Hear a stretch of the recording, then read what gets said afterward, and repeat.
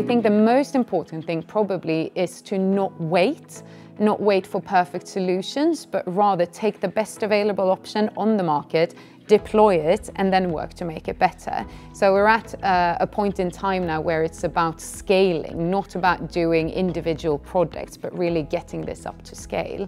And so far we can see the results. 90% of our deliveries in China are already electric, and China is a huge market for us. We're fully electric in Amsterdam, in Paris. We've deployed electric vehicles in more than 20 countries by now, including India, US, Australia. So it's really all across the world, just to make it happen as quickly as we possibly can.